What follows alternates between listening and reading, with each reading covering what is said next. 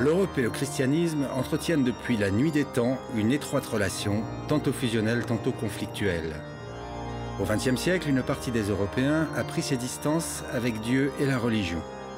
La pente douce de cette tendance s'est soudainement accentuée, d'abord dans les années 60 et encore plus à compter des années 80. Comment expliquer cette accélération? On observe au même moment la reprise d'un laïcisme nettement hostile aux religions, spécialement la catholique. En quelques années, le christianisme a été évacué de l'espace public, alors que le clergé, le culte ou le pape ont été la cible d'attaques soutenues. Ces phénomènes sont contemporains d'une construction européenne qui, après la stagnation des années 70, a pris un second élan en 1986. Cette Europe, dont les fondateurs étaient majoritairement chrétiens, insiste désormais sur la laïcité, de façon telle que certains ont pu parler de désinstallation des religions en Occident. Dans quelle mesure l'antichristianisme renaissant est-il lié à la construction européenne et au système de valeurs dont elle s'est dotée? Y a-t-il une incompatibilité entre religion catholique et religion européenne? C'est à cette question que des philosophes, des prêtres et des historiens nous ont aidés à répondre.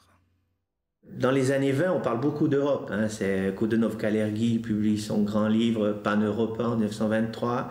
Et puis en 1929, on aura le fameux plan brillant d'Union fédérale de l'Europe, présenté dans le cadre de la Société des Nations. Il faut dire qu'à cette époque, les catholiques ne sont pas très présents dans ce mouvement pour l'unification de l'Europe. La papauté elle-même, le Saint-Siège, se montre assez réservé par rapport à ces projets qui sont jugés un peu utopiques, disons-le. Les choses vont beaucoup changer évidemment à partir de la fin de la Seconde Guerre mondiale, où l'on assiste, et c'est peut-être le phénomène politique marquant de l'histoire de l'Europe de cette période, où l'on assiste donc au retour des catholiques en politique, avec l'avènement de cette force nouvelle, de cet animal politique nouveau, comme le dit l'historien anglais Tony Youth, qu'est la démocratie chrétienne. Les partis démocrates chrétiens qui arrivent au pouvoir dans les principaux pays d'Europe occidentale et qui vont faire l'Europe. Au fin fond de l'abîme, hein, c'est intéressant, c'est parce qu'on était très bas qu'on a voulu remonter. C'est parce qu'on a touché avec le pied le fond de la piscine. Et là, les chrétiens ont joué un rôle énorme, certainement Schumann, enfin les trois grandes têtes, Schumann, De Gasperi en Italie, Adenauer. Tous trois avaient été fortement marqués par la tradition du catholicisme social. Ils avaient participé aussi aux premières expériences du catholicisme politique dans leur pays, dans l'entre-deux-guerres. Et puis tous trois aussi ont été marqués par l'expérience des totalitarismes et leur résistance au nazisme, au fascisme. Et ils ont tous les trois payé aussi de leur personne. Ils ont été emprisonnés, etc., en exil. Et donc cet ensemble de choses a fait qu'au lendemain de la guerre, ils se sont retrouvés propulsés au plus haut niveau, aux responsabilités dans leur pays.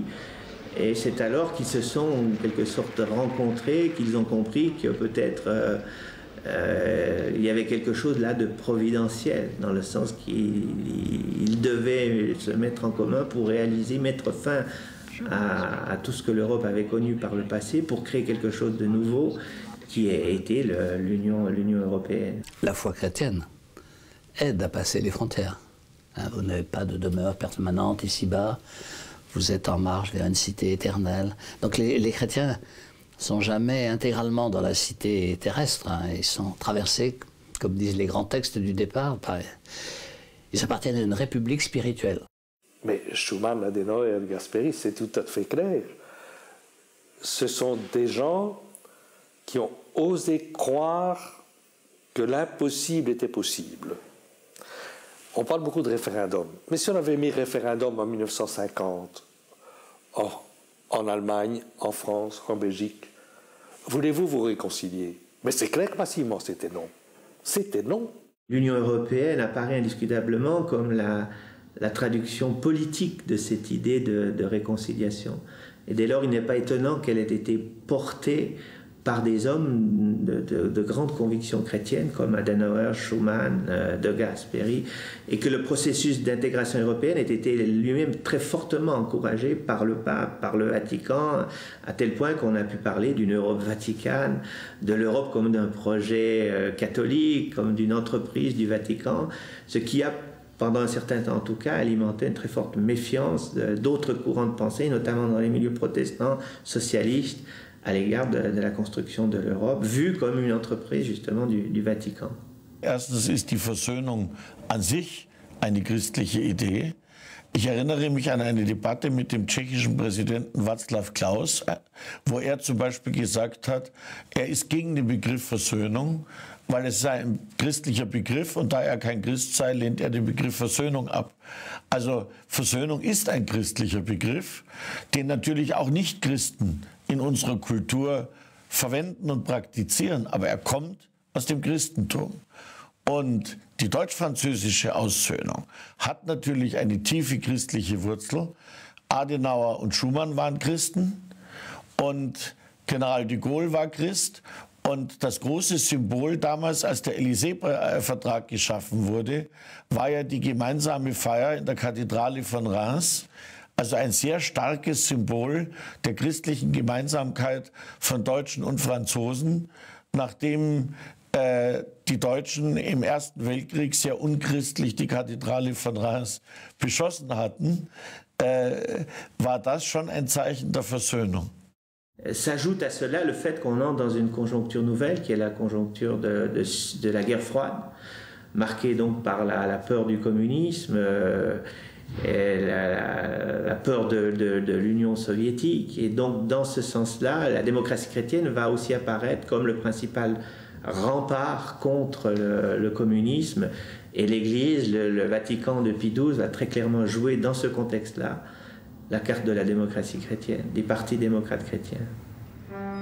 Durant les années 1960-1980, le projet européen semble en panne et europessimistes et eurosceptiques ont alors la part belle. Peu nombreux sont alors ceux qui s'investissent dans un projet dont on ne saisit pas nettement les contours. Si je ne me trompe pas sur mes souvenirs, j'ai le sentiment que l'Union européenne avait peu de place dans mes préoccupations et en général dans nos préoccupations. La préoccupation de ma génération, disons, qui a eu 20 ans, en gros, en 68. On oublie aujourd'hui à quel point la révolution, le communisme, le gauchisme, les versions de la nouvelle société qui succéderait à la révolution, qui serait produite par la révolution, à quel point toutes ces questions nous préoccupaient. Dans cette période-là, la construction européenne, c'était une machine qui tournait à côté. Ça tournait à côté, c'était pas du tout un objet d'intérêt, je dirais. C'était une affaire pour spécialistes, c'était une affaire pour les politiques. Et quelles que fussent nos opinions, que nous soyons trotskistes, gauchistes, maoïstes, libéraux, l'Europe n'était pas un objet de pensée.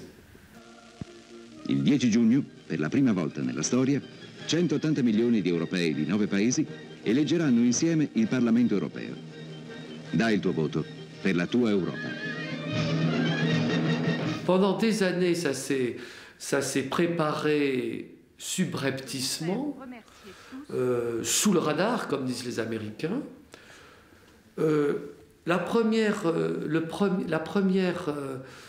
figure importante qu'il a mis au centre, c'est Valéry Giscard d'Estaing. Mais Valéry Giscard d'Estaing, quels que soient ses mérites, n'était pas considéré, si j'ose dire, comme une référence idéologique. Mais pourtant, c'est lui qui, le premier, en disant « je suis libéral et européen », a signalé que l'on changeait d'époque. L'Europe des années 70 est restée dans les mémoires comme celle de la révolution des mœurs et de la remise en cause de toutes les formes d'autorité. Les années 80 seront celles de la reprise du projet européen et conduiront de la communauté à l'Union européenne. Parole Monsieur le Président de la Commission. Les choses sont devenues vraiment visibles, là encore de manière surprenante. Lorsque la gauche en tout cas, lorsque le président Mitterrand, qui était venu au pouvoir sur une base strictement, je dirais, du socialisme traditionnel, l'union avec les communistes, la référence à la transformation sociale, sans référence particulière à l'Europe, lorsque brusquement, disons au début des années 80, eh bien, le président Mitterrand a pris ce grand virage, et le parti avec lui, avec beaucoup de facilité, j'allais dire beaucoup de grâce.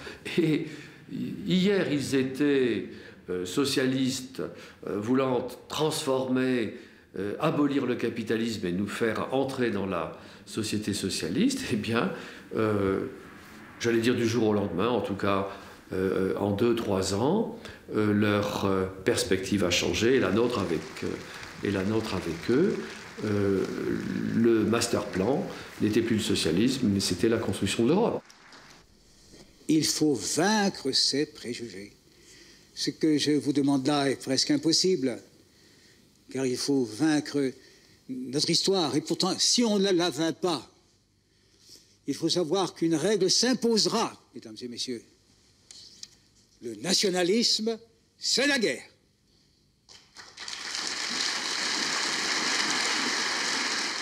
L'Église, c'était comme telle, je parle de l'Église catholique, bien évidemment, au fil des ans, c'était peu à peu désengagé un peu de l'Europe, de la cause européenne. Le Concile Vatican II a été un moment important au début des années 60, où l'Église marque très clairement qu'elle ne veut plus s'engager en politique, et d'autre part qu'elle ne s'identifie à aucune nation, aucune culture, aucune civilisation, et donc pas à l'Europe ni à l'Occident. Donc il y a une affirmation très clairement universaliste de l'Église qui reprend conscience à ce moment-là très fortement de cette vocation universelle et universaliste. Alors que quelques années plus tard, on assiste avec Jean-Paul II, en 1978, à un retour quand même de l'Église dans les affaires européennes. Le thème de l'Europe retrouve une centralité très forte dans les discours du pape, à tel point qu'on l'a accusé de vouloir restaurer une Europe chrétienne, etc. First of all, on aurait pu donner une autre interprétation, c'est que le pape, c'est vrai, venu de Pologne, vivant à l'ouest ensuite, et voyant ce qui se passait, bon, s'est quand même rendu compte que, au fond, parce qu'il y a d'autres discours qui le marquent très fort dans ces années-là, c'est de dire, bon, la société de consommation, c'est quand même vraiment une espèce de perte des valeurs, éventuellement de la dignité humaine, enfin donc, et que c'est surtout contre ça qu'il s'élevait, quoi. C'est-à-dire, non pas Europe, rappelle-toi tes vieilles valeurs, mais Europe, réfléchis un tout petit peu sur ce que tu deviens là dans cette espèce d'écrasement par le consumérisme, enfin, peut-être le plaisir, enfin c'est des choses quand même qu'il disait effectivement. Sous l'impulsion de Jacques Delors, l'Europe prend un nouveau départ en 1986, en dépit de l'intransigeance du camp libéral mené par la Britannique Margaret Thatcher. Ça a été un compromis ambigu comme toujours, je dirais, entre Mitterrand et Delors d'un côté et de l'autre Maggie Thatcher de l'autre. Au fond, le compromis, ça a été l'acte unique.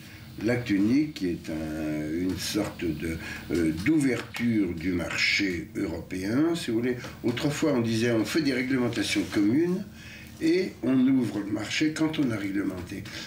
À partir de ce moment-là, on a dit on ouvre d'abord, on réglementera éventuellement ensuite. C'est-à-dire que le marché est devenu la dynamique fondamentale de l'Europe. Avec ce calcul de Delors et de Mitterrand, que si on intégrait matériellement, politiquement et même spirituellement, les choses suivraient.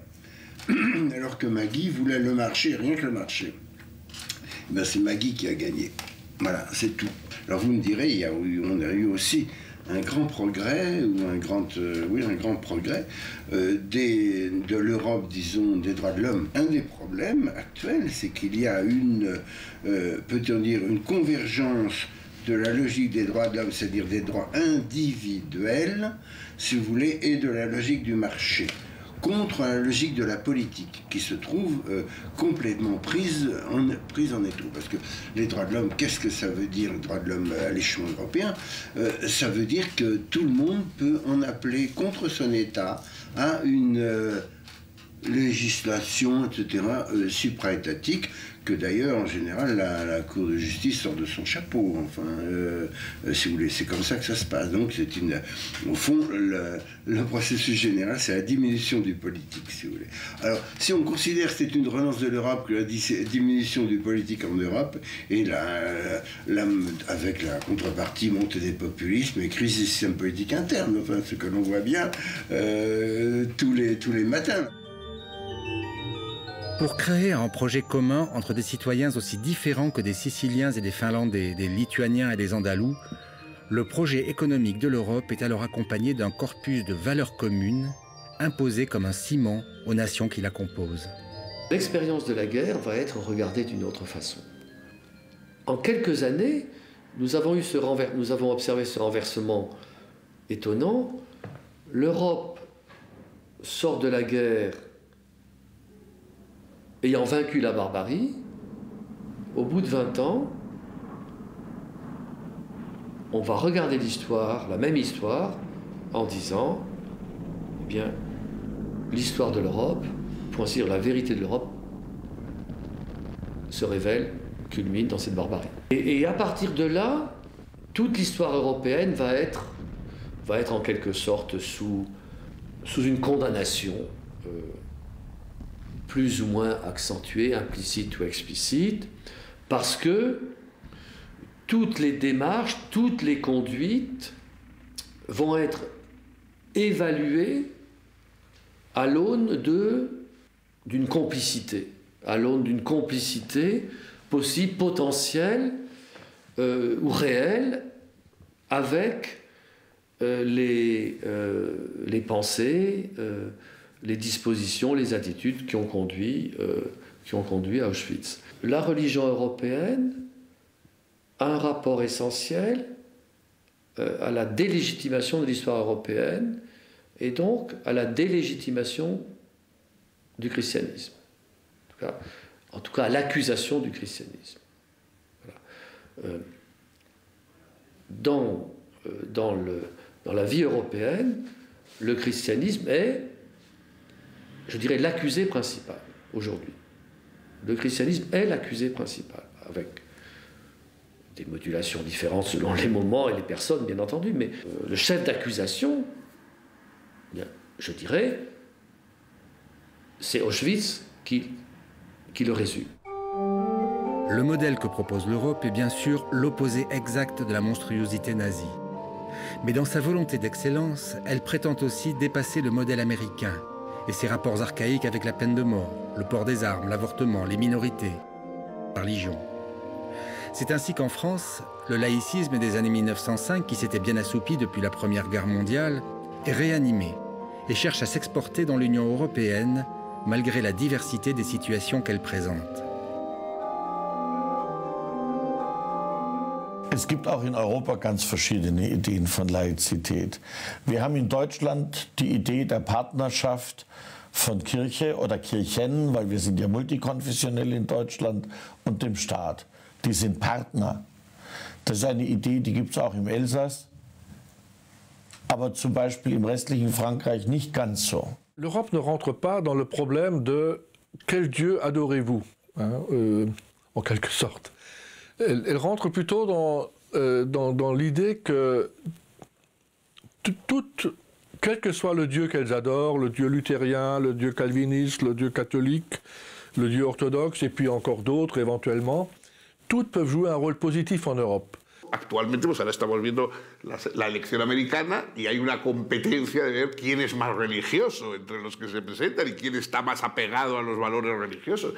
Claro, yo creo que Europa no tenga esa mentalidad, es decir, que Europa no entre no entremos en la oferta religiosa también, la oferta religiosa política, por influencia, por un lado, del Islam y por otro lado, de esta especie de teocracia a la americana. Yo creo que es importante que conservemos la separación, ¿no? Ces situations ne découlent pas simplement d'un système formel qui aurait été mis en place. Soit on sépare l'Église et l'État, soit on ne le sépare pas. C'est ensuite tout un environnement culturel et des attitudes par rapport aux religieux qui peuvent être très différentes en partant du principe même de la séparation. Comme le faisait remarquer un spécialiste de droit des religions, il peut y avoir un type de séparation qui est foncièrement bienveillante envers la religion et un type de séparation qui préfère à tout prix confiner la religion à la sphère privée et qui s'inquiète en permanence des risques de retour du religieux sur la scène publique, pourrait-on dire. Mais ça, on est dans une interprétation assez française de la laïcité qui ne se fait pas dans un sens favorable aux religions, bienveillante à l'égard des religions. Alors qu'en Italie, par exemple, on a une conception beaucoup plus ouverte de la laïcité.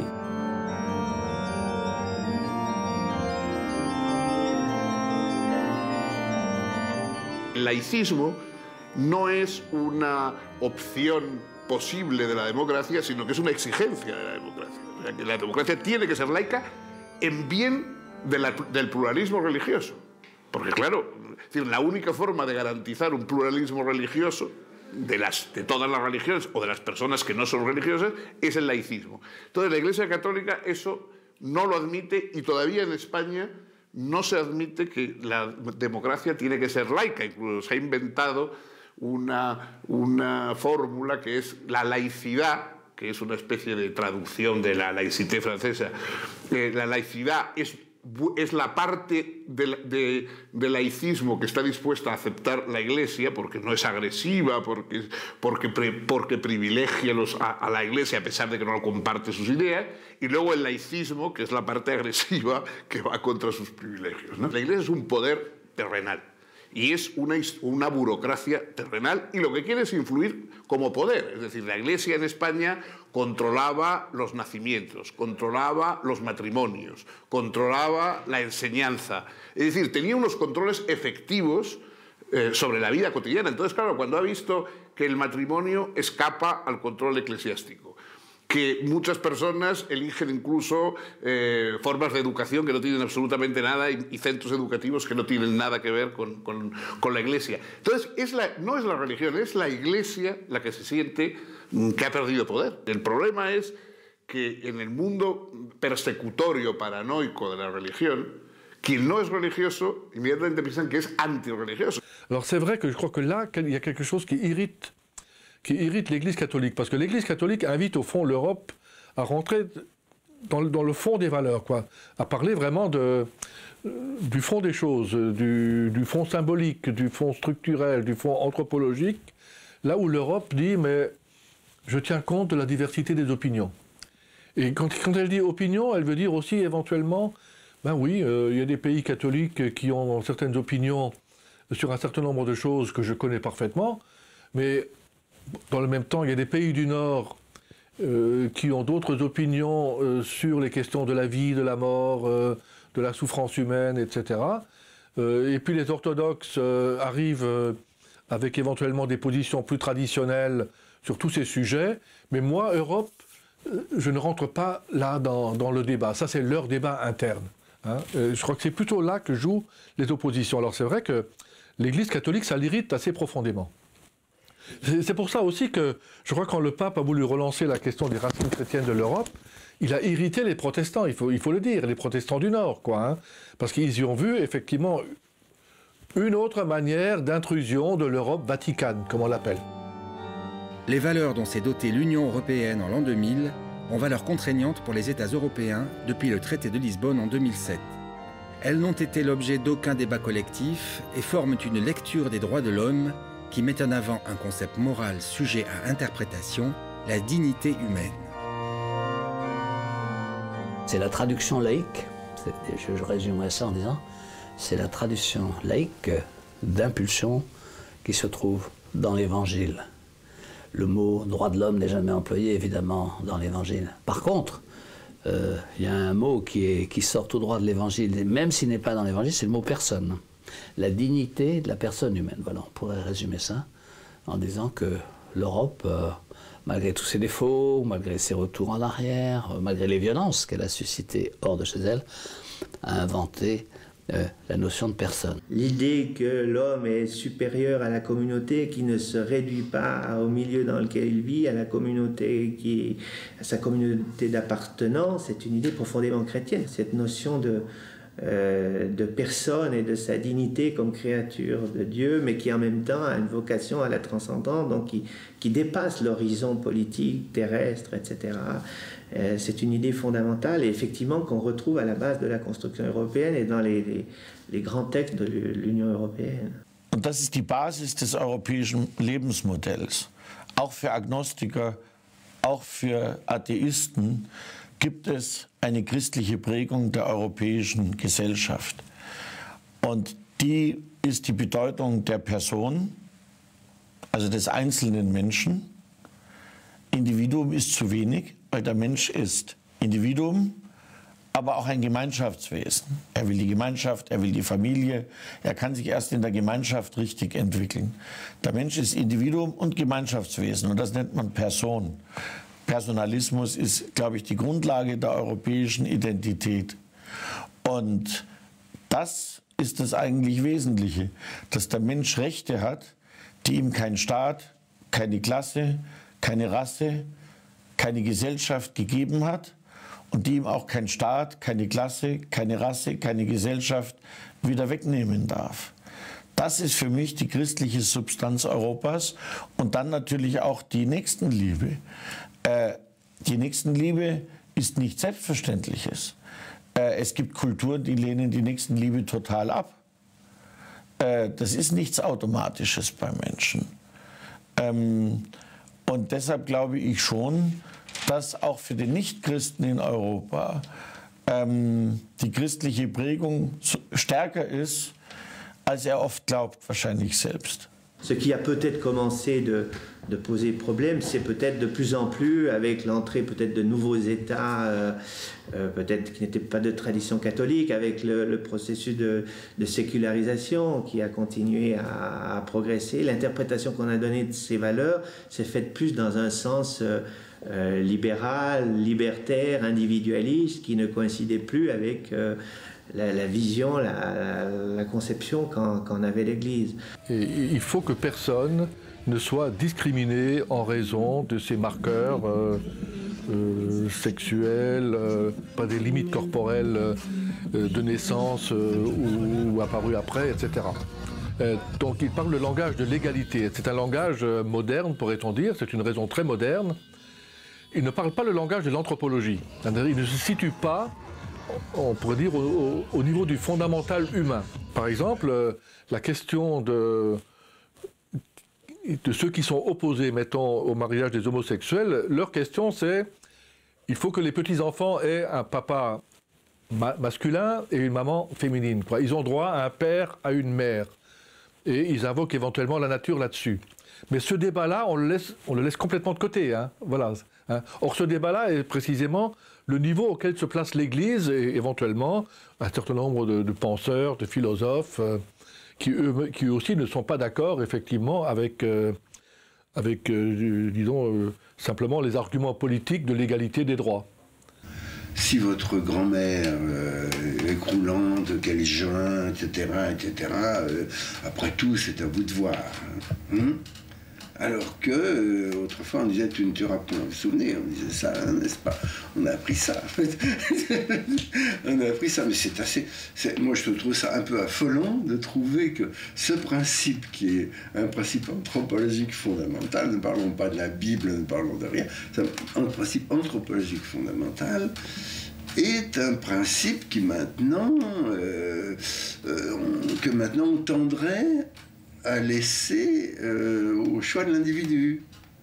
Tu ne tueras point si, à votre bon cœur. Une majorité de la population française, de l'opinion publique en France, est plutôt favorable à ces lois. Disons n'est peut-être pas nécessairement enthousiaste, mais considère que ces lois eh bien, sont modernes, sont utiles, sont nécessaires, permettent de tirer des couples de leur marasme et de leur malheur d'ailleurs, quand il s'agit de couples stériles, ou bien que, je sais pas, des homosexuels mariés à la mairie, sinon à l'église, ne posent pas un grand problème dans la société plurielle moderne. Je pense qu'il faut peut-être distinguer la personne, les droits de la personne tels que les interprète peut-être l'Union européenne et tels que l'interprète l'Église. Je crois que l'Église a par exemple toujours reconnu que les droits de la famille, notamment dans l'éducation des enfants, même si effectivement l'enfant est une personne dès sa conception, et c'est pour ça que la vie humaine est une de ses valeurs, au même titre que la famille d'ailleurs, et que l'éducation précisément, que l'Église, que le magistère de l'Église estime aujourd'hui non négociable dans ses rapports avec les États et l'Union européenne. Parce qu'évidemment, on peut avoir les références aux mêmes termes, aux mêmes concepts, mais les interpréter peut-être de manière un peu différente. Je pense que ce n'est pas directement sur les valeurs que se fait le conflit, mais je dirais plutôt sur l'interprétation de ce qu'impliquent concrètement ces valeurs. Il y a une revendication générale de dignité humaine, mais il n'y a pas un accord sur le contenu concret de la dignité. C'est là que se trouve la difficulté. Alors, de ce point de vue-là, c'est vrai que sur un certain nombre de dossiers, l'Église a une position intransigeante, l'Église institutionnelle hiérarchique, mais tout le monde sait bien qu'à l'intérieur de l'Église, de ce côté-là, il y a aussi un certain pluralisme.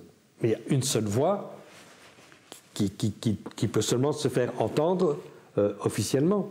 L'Église catholique s'est trouvée renforcée parce qu'il y avait au-dessus du politique un principe universel qui était le principe des droits de l'homme, qui lui paraissait ressembler à peu près à ce qu'elle voulait dire. Mais la contrepartie et les contreparties sont lourdes pour l'Église catholique, sont aperçues à terme. C'est que, premièrement, s'il y a une morale laïque, etc., universelle, qui s'impose aux États, elle s'impose aussi aux Églises. Hein? Ça, c'est absolument inévitable. Donc, ils se sont trouvés dans une position très, très difficile, qui est la position actuelle, parce que ou bien le magistère de l'Église dit la même chose que la religion des droits de l'homme, si vous voulez, à ce moment-là, on dit c'est sympa mais inutile. Hein? Ou bien il dit des choses qui ne sont pas conformes, par exemple sur la morale sexuelle, on dit quel vieux con. Et il est temps d'en finir avec ça. Vous comprenez? C'est-à-dire qu'il y a une espèce de similitude entre la visée sociale de l'Église et puis la religion des droits de l'homme, mais justement, cette similitude qui est trompeuse, parce que potentiellement, il y a un remplacement. Réfléchissons que avant 1945, l'Église catholique, comme son nom l'indique, était la seule institution universelle. Enfin non, avant le SDN, si vous voulez. Remontons un peu plus, si vous voulez. La seule. Et maintenant, elle est débordée par un universalisme dans lequel elle a la peine à trouver sa place. L'Église a mené des combats là-dessus, mais jusqu'à présent, il faut quand même le dire, elle les a tous perdus. On voit bien comment toutes les législations des démocraties européennes, y compris de vieux pays catholiques, sont devenues des législations qui permettent des choses, qui permettent la pilule dans les années 60, et qui permettent l'IVG dans les années 70, et puis dans les pays catholiques un peu plus tard, et puis qui permettent éventuellement, comme en Espagne tout de même, le mariage homosexuel, et puis l'Église a lutté de toutes ses forces contre ces législations, elle a perdu le combat. La Déclaration universelle des droits de l'homme, je ne sais plus dans quel article, dit au début que la plus haute aspiration des hommes, c'est de vivre selon leur désir, si vous voulez. On désire que l'homme est réduit à sa liberté. Voilà. Donc il est détaché de toute dette antérieure. L'homme, l'individu est quelqu'un qui commence le monde. Qu'ils fussent socialistes, révolutionnaires ou qu'ils soient militants de l'Europe, ils ont quelque chose en commun de très puissant, l'horizon, la perspective d'une humanité sans frontières et d'un homme nouveau qui naît à l'innocence, en rompant avec un passé coupable. Bon, il est clair que l'Église a toujours eu un discours difficile à entendre. Bon, le christianisme est une religion, je dirais, d'une particulière difficulté, en un double sens. C'est une religion complexe par ses dogmes, par son élaboration intellectuelle, et c'est une religion particulièrement exigeante, plus exigeante que les autres religions. L'exigence chrétienne heurte très profondément celui que nous sommes devenus. C'est à la fois l'homme rationnel, pour qui je ne peux admettre que ce qui est clair à ma raison, et certainement le péché originel ou la Trinité, c'est pas absolument... ce ne sont pas des notions que la raison accepte facilement. Si la raison peut éventuellement les accepter, je ne sais pas. Et d'autre part, l'exigence chrétienne heurte le perfectionnisme chrétien, heurte l'homme que nous sommes devenus, qui ne voit pas pourquoi il devrait mettre son corps au pain sec quand il a construit tellement d'instruments de bonheur et de plaisir, et qui ne voit pas pourquoi il accepterait une loi religieuse, par exemple concernant le mariage, concernant, comme on dit aujourd'hui, la sexualité, une loi qui l'empêcherait de chercher son plaisir où il pense pouvoir le trouver, ou son bonheur où il pense pouvoir le trouver. En s'écartant des formes anciennes de la religion, l'Europe suit un chemin particulier dans le monde. Mais elle est la seule à l'emprunter. Le discours de Rome, d'ailleurs, c'est de dire que dans tous les autres continents où pratiquement on ne remet pas en cause à ce point-là les fondements anthropologiques de ce qui est humain ou de ce qui a valeur. Hein, je veux dire, en Afrique, la différence père-mère, ou en Asie, ou dans pratiquement tous les continents du monde, l'évolution de l'Europe paraît là-dessus absolument effrayante, et même il la refuse violemment. Et alors, l'anglicanisme qui existe en Angleterre comme la Haute Église, hein, en quelque sorte, dans l'anglicanisme, c'est particulièrement visible, parce que les pays du Commonwealth, où il y a aussi l'anglicanisme, ne suivent pas, ils sont presque prêts à faire un schisme, parce qu'il y a des évêques femmes qui sont consacrés, des évêques ouvertement homosexuels qui sont consacrés, et effectivement dans le Sud, ça paraît absolument scandaleux. Aujourd'hui, bien sûr, ce qui est en train de se passer, c'est que certaines de ces églises chrétiennes du Sud ont le sentiment, et c'est frappant dans le cas de l'anglicanisme, de devoir même remettre sur les rails un christianisme du Nord en train de perdre les pédales, selon leur perception. Ça montre, bon, sans doute qu'on ne peut pas tout révolutionner comme ça, d'un coup, et imposer le modèle occidental de façon universelle. Mais à l'inverse, si au nom, je dirais, de cette majorité des catholiques qui aujourd'hui ne sont plus en Europe, hein, entre autres en Amérique latine, hein, avec aussi le développement des églises en Afrique, est-ce qu'il faut purement et simplement, au nom de cela, sacrifier l'Église en Europe en disant, mais tant pis, ils suivent ou ils ne suivent pas, bon, on soutient ces églises-là, et puis tant pis. Je ne suis pas sûr que ce soit le bon chemin. Certains, je pense que les minoritaires, sont d'avis que c'est en réaffirmant fortement les principes qu'on arrivera de nouveau à rassembler. Moi, je n'en crois rien. Je n'en crois rien. Je pense que ce qu'il faut d'abord, c'est ouvrir l'espace d'un dialogue dans la confiance à partir de l'expérience de ce que les gens vivent.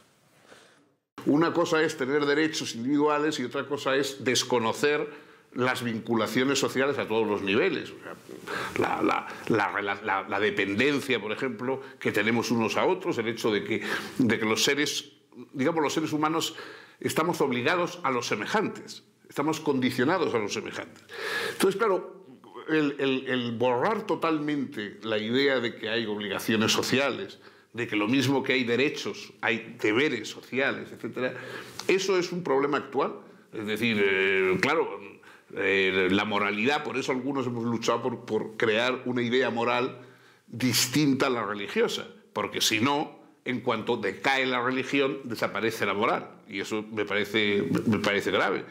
Es decir, hay que de alguna forma tratar de hacer una moral sustantiva, no religiosa, pero que tiene una relación con la sociedad, con nuestros valores compartidos. Por eso algunos hemos luchado porque hubiera una educación cívica, porque hubiera una reflexión colectiva sobre los valores compartidos. Es decir, para evitar esa idea completamente atomizada. Yo creo que se debe respetar al máximo la libertad individual, pero de alguna forma sabiendo que el individuo siempre está vinculado a un conjunto social. No tiene que ser esclavo del conjunto social, es decir, a mí me parece muy bien que nadie pertenezca, que los hijos no pertenezcan a los padres, que las mujeres no pertenezcan a los maridos, etcétera. Que no haya, que el Estado no esté discutiendo de teología con los ciudadanos. La prétention de l'Union européenne est de fournir un modèle éthique au monde, et sans doute aussi d'être à l'avant-garde d'une humanité nouvelle. Nous sommes ouverts à toutes les civilisations, nous sommes ouverts à toutes les différences, nous sommes ouverts à tous les peuples. Nous haïssons les frontières. Eh bien, si vous êtes cela, vous n'êtes rien. Nous ne sommes rien. Nous déclarons que nous voulons ne rien être. On ne peut pas fonder un ensemble politique dynamique uniquement sur les droits de l'individu. C'est tout. On les fonde sur une volonté commune, un espoir commun, une croyance commune, appelez ça une religion commune au sens très large du mot religion, appelez ça comme vous voudrez, mais il faut du commun. Et bien le commun, il n'existe pas, ou il est extrêmement faible, voilà. L'Europe est affligée d'une extraordinaire faiblesse spirituelle, sous l'ambition, la prétention de ces institutions européennes d'une vanité ridicule. Nous avons peur de notre ombre.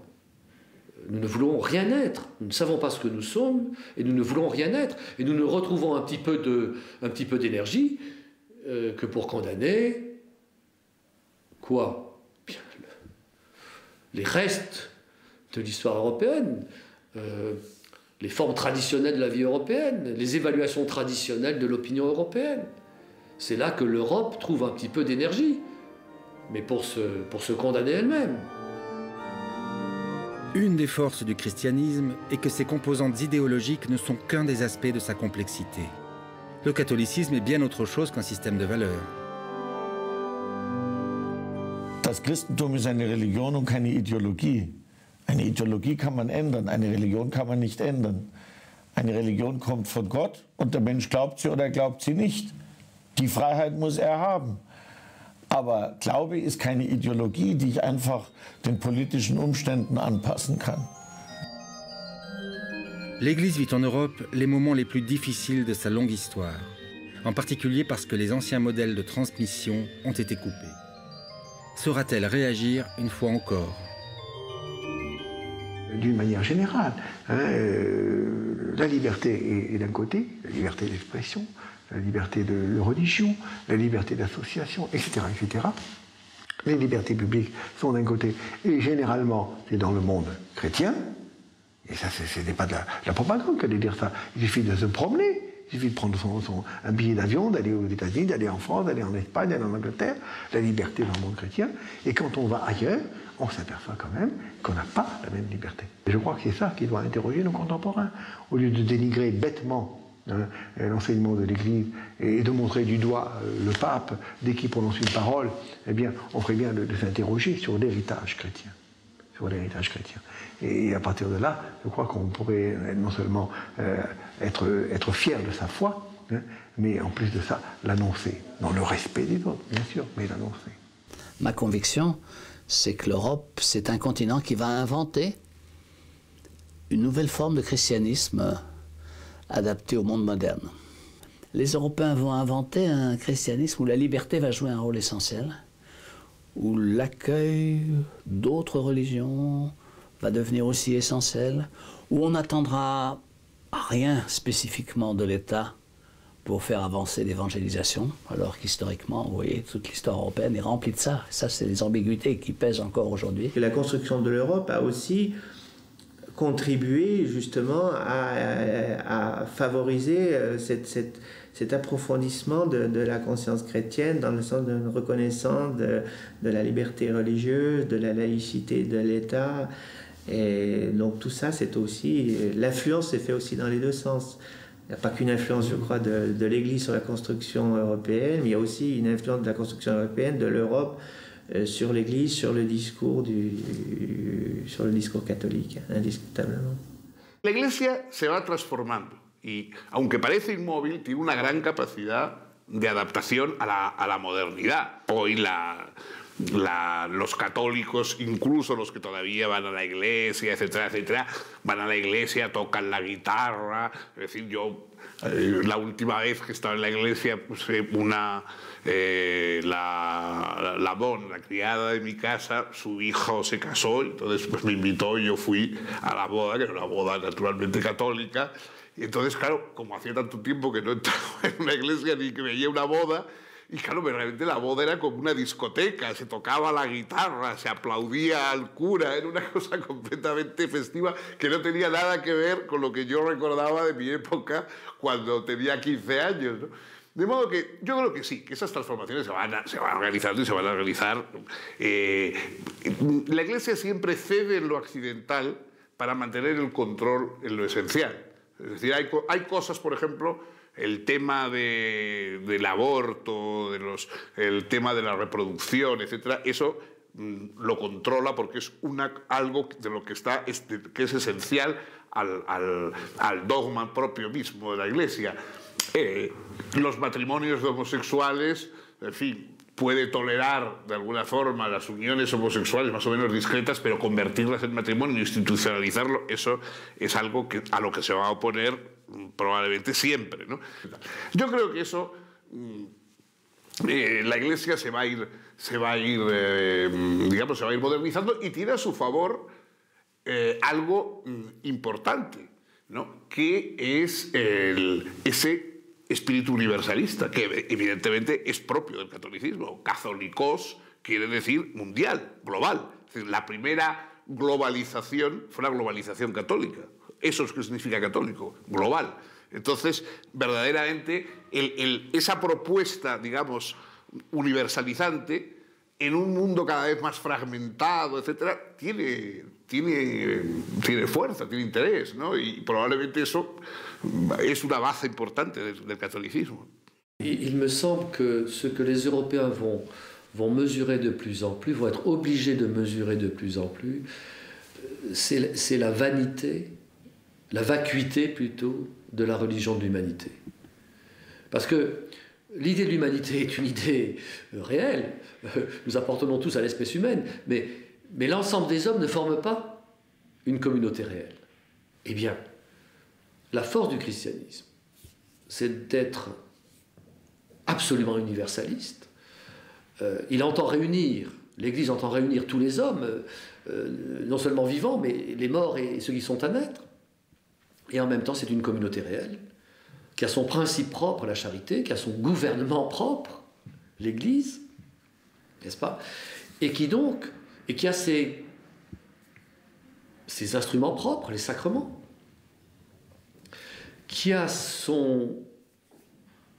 sa perspective réelle, pratique, le perfectionnement spirituel et le progressif progrès de tous dans la charité. Donc,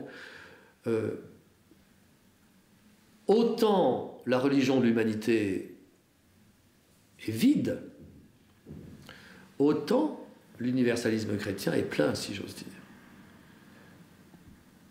J'ajoute que dans ce monde tendu et déchiré entre judaïsme, religion de l'humanité, christianisme, islam, eh bien, le christianisme a des capacités médiatrices incomparables. Je crois que les Européens se rendront compte bientôt, peut-être est-ce un vœu pieux, c'est le cas de le dire, les Européens se rendront compte bientôt que pour maîtriser ces masses spirituelles, si j'ose dire, qui sont en mouvement et qui ne savent comment se rapporter les unes aux autres, encore une fois, religion de l'humanité, judaïsme, islam, christianisme, eh bien, le christianisme est la religion la plus capable de médiation. D'être la médiatrice entre les autres masses spirituelles, entre les autres communautés, peut-être parce qu'elle est une religion de la médiation, et elle est une religion fondée sur le médiateur entre l'homme et Dieu.